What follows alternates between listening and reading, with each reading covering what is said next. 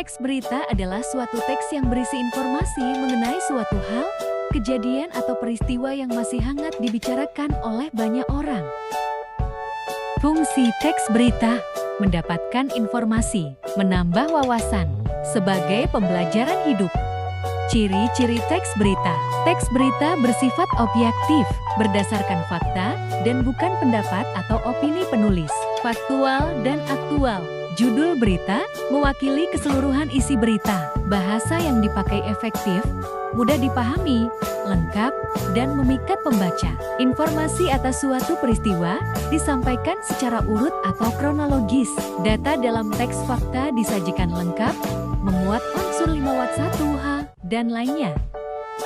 Unsur-unsur teks berita. Teks berita memiliki 6 unsur penting di dalam penceritaan peristiwa yang terdapat di dalamnya. Unsur-unsur itu adalah 5 Watt 1H. Jenis-jenis teks berita: Straight News berita langsung, Depth News berita mendalam, Investigation News berita investigasi, Interpretative News berita interpretatif, Opinion News berita opini. Struktur teks berita. Struktur teks berita adalah susunan mengenai cara teks tersebut dibangun. Struktur teks berita terdiri dari: pertama, kepala berita; kedua, tubuh berita; ketiga, ekor berita.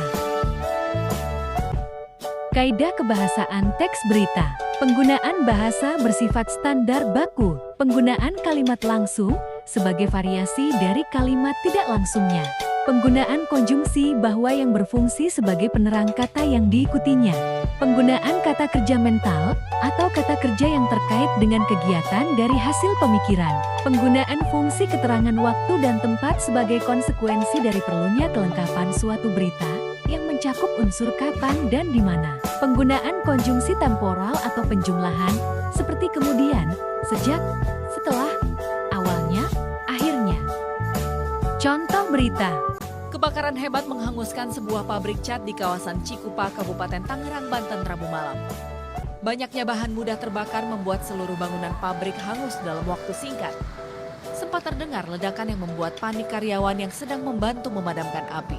Tadi beberapa kali mungkin ada ledakan, mungkin dari warga juga ada yang motornya jatuh, keinjak-injak, banyak yang korban tadi mungkin pada sudah diselamatkan teman-teman. Tapi dari informasi yang saya dapat dari warga, memang api itu tiba-tiba besar. Dari konsleting listrik katanya langsung membesar karena bahan baku ini thinner gitu. Api diduga berasal dari hubungan arus pendek listrik di gudang penyimpanan bahan baku pembuatan cat. Banyaknya warga yang menonton dan sulitnya sumber air membuat petugas sempat kesulitan menjinakkan api. Tidak ada korban jiwa dalam insiden ini, namun kerugian mencapai miliaran rupiah.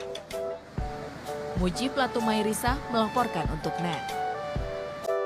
Contoh teks berita.